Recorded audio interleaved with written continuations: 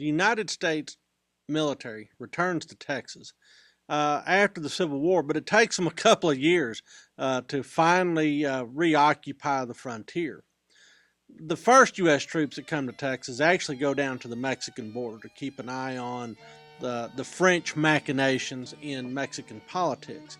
But it's not until 1867 that the United States Army comes back to the frontier and begins to think about Indian issues.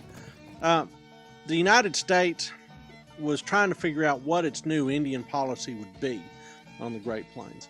And so they put together a peace commission, and this peace commission examined how come the frontier seemed to be aflame and wanted to investigate what the issues were between the Indians and the white settlers in the various states and territories in the West. They put together some politicians, a couple of military guys, and essentially what they came up with was that the United States had several treaties that were honored more in the breach than in the fulfillment. Essentially, the United States had not acted in good faith. And so they decided, well, let's take another sort of run at this and see if we can kind of reset our Indian policy. The other thing that this peace commission identified was that, like all human populations, there are some Indians that are inclined towards peace and some that are inclined towards mischief. And so they made a very clear distinction between friendly and hostile Indians.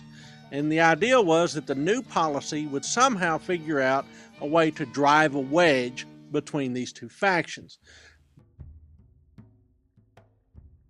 The friendly Indians would be essentially turned into Americans,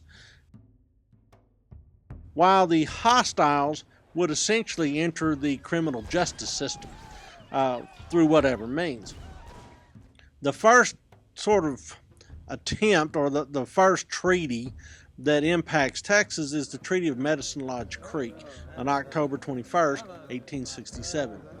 In this treaty, the Comanches and associated tribes, including the Southern Cheyenne, the Arapaho, the Apaches, Kiowas, the Kiowa Apaches, all agree to a much diminished reservation in what is now the southwest corner of Oklahoma.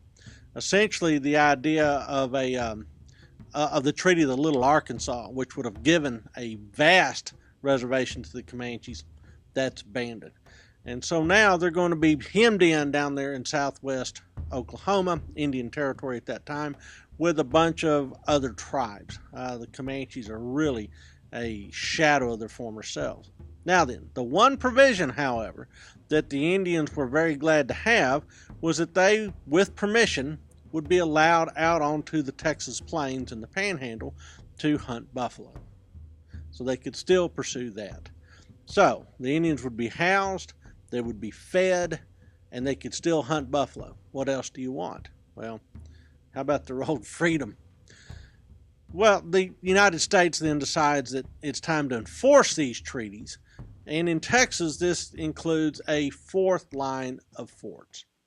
The old lines of forts had been abandoned, of course, during the course of the American Civil War, and many had not really held up over time. This new line of forts would include Fort Richardson in Jacksboro, Fort Griffin north of Albany, present-day Albany, Fort Concho located in present-day San Angelo, Fort McCavitt in the middle of nowhere, still, back then as in now. And then out west, Fort Davis would be reactivated. Fort McCavitt was one of the pre-war forts, Fort Davis as well. Fort Bliss will be reactivated and reoccupied. And then there will be a Fort Hancock down on the Big Bend, or on the shoulder of the Big Bend country. This line of forts was really about containing the Comanches and the other signatories of the Medicine Lodge Treaty, and to keep them out of Mexico. Well, some of the troops that are sent to Texas include black regiments, the so-called Buffalo Soldiers. This included the 9th and 10th United States Cavalry and the 24th and 25th United States Infantry. Now, why black troops on the Texas frontier? They weren't sent to the Dakotas or Minnesota. It's pretty simple. The idea of African American soldiers within the United States Army had been part and parcel of the Union military plan during the course of the American Civil War. And it worked during the American Civil War, and it works in the post-Civil War period. Texans, white Texans, need to get used to seeing black men in uniform. Well, this United States reoccupation of the Texas frontier does not go off without a hitch. And in fact, between 1867 and 1871, morale was low. The quality of the troops that were sent to some of these posts was pretty poor, and the equipment was lacking. And in fact, not everybody was even armed. The 6th United States Cavalry is one of the notable examples of a unit that just failed when it went out to the frontier. While the United States Army is of dubious quality on the frontier, the Indians are not particularly excited about being crammed into reservations either. And so there is a lot of friction. Not only did the Indians that had been moved into the Indian Territory resent being there, but their neighbors resented them arriving. Nobody is happy on the Texas frontier.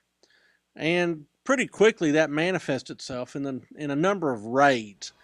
Indians left the frontier and they vented their anger and plundered ranches, especially in southeastern Colorado and in western Kansas.